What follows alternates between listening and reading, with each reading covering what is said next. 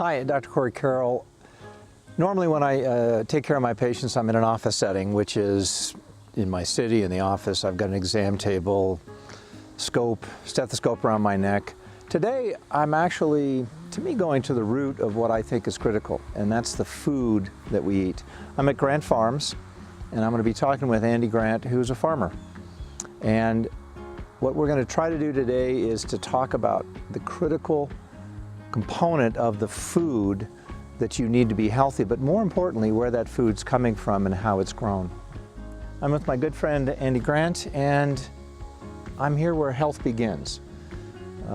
I take care of people, and I try to give them advice on how to stay healthy, and that is eat the right food. To me, you have to know where that food comes from. You have to know the person who's making the food. And that's Mr. Grant here. I've known Andy a long time, and I just want him to give, just a quick seminar, if you will, on how to grow healthy food. Growing healthy food is half science and half art. I believe food production begins with the soil health. I mean, just like our human body is about what we feed it determines our health. The plants and the animals we grow on this farm, it starts with how we can augment and develop and support the soils around to have great organic matter and lots of microbial growth and the proper mixes between nitrogen, phosphorus, and potash, and all the micronutrients. Micronutrients are critically important in plant production. And the animals we raise on the farm, they need to eat good, nutritious, healthy plants, because the plants then transfer nutrients to all life. Absolutely. So Andy, in the framework of vitamins, I have a lot of patients that come to me and say, well, Dr. Carroll, you don't support vitamin? And I go, oh, I absolutely do. I just think you should get it from its source. Holy cow, I so agree with that, and I've preached it my whole life. It's like, why buy bottles of pills of vitamins if we just would eat fresh foods on a daily basis? I mean, look at these are Indian gherkins, cucumbers, that if you and I would eat one right now, it's just like, that's all we need for the whole day. Right. And it's right here, hanging on the vine. Yeah, I tell my patients, how did we find out about vitamins? We learned about plants. And then we said, we're going to steal this from the plant and put it in a pill. I would agree. I tell all my patients I support vitamins, but get them from your plants. Yeah. So when I tell my patients to eat whole food plant-based,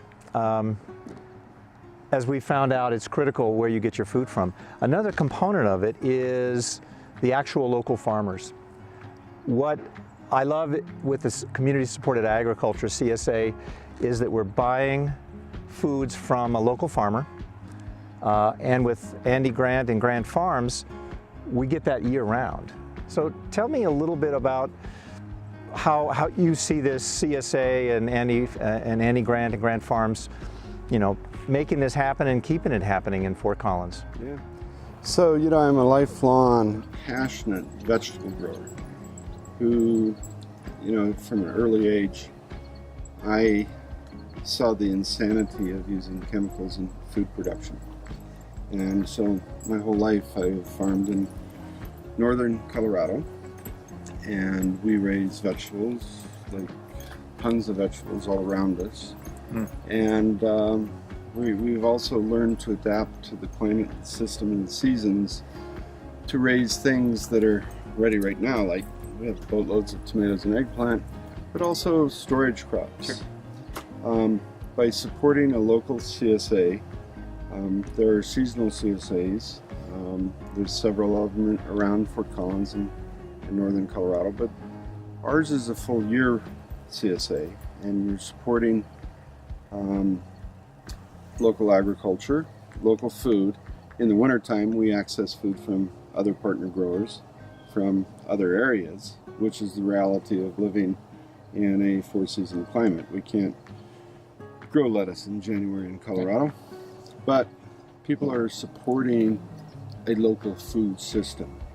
And even though in the wintertime not everything comes from this farm, but they're still supporting a farm that believes in local agriculture and local community and participation in the local community, including food banks and shelters. And I think we've gotten spoiled in wanting everything all year round. And that's not how these bodies evolve. That's not good health for our bodies. I do think eating seasonally gives you the most nutrition, the most value.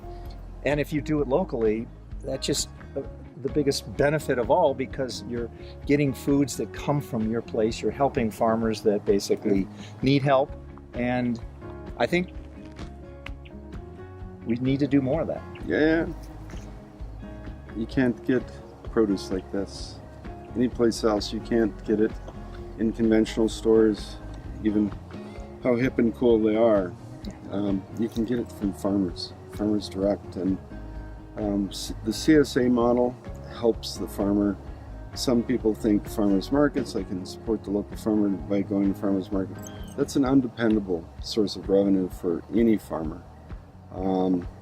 What our community can best do to support local farmers is join a CSA, ours or others. But that's where the best impact of the consumer comes from, is stepping up to the plate and stepping up to your local farm. Absolutely. I think organic food is confusing to people.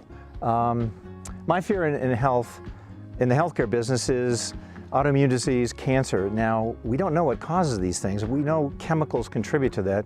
And to me, the chemicals that come from food are scary. I say to my patients, what you can't see can hurt you.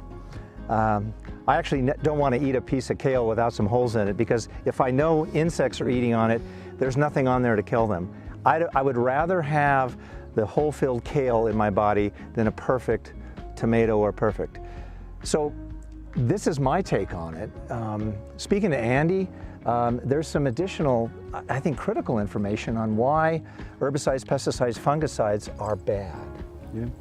Well, you know, I've always been of the belief system, you know, and the thing that has carried the organic industry forward is people concerned for their own personal health. And I think that's valid. I mean, in the end, we're all concerned about us, you know, and how we're doing, how we're living, how we're feeling. Yeah. But there's another factor that never gets talked about, and that's the farmer and the farm workers.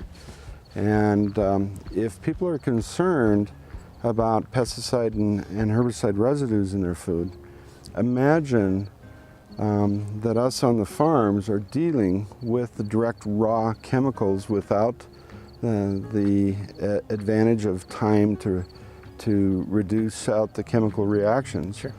But you know, the farm workers in America, they're in the fields for 12 hours a day, in direct contact with the plant. They're picking the cucumbers, they're picking the eggplant, they're picking the strawberries, they're picking the tomatoes with their hands for 12 hours a day. And I've grown up in this. Their fields, or their hands at the end of the day are green because they have so much plant residue on their hands. Yeah. Well, if they're in a field that has been sprayed with herbicides and insecticides, that's direct contact into their bodies. And for me, I believe in a whole system of community that we should care about their health too. Yeah. And I'm proud, over 40 years on this farm, that none of my farm workers, none of the people working in the fields of this farm have ever been exposed to raw chemicals. And the coolest thing of all is you make good food. Yeah. I mean, this is amazing. So the idea that we have to use these chemicals is wrong. Yeah. And I think a local farmer who's organic, who not only thinks about you, but thinks about the people that are working on the farm. Yeah. We need to support local farmers, absolutely. Join us, CSA, buy local.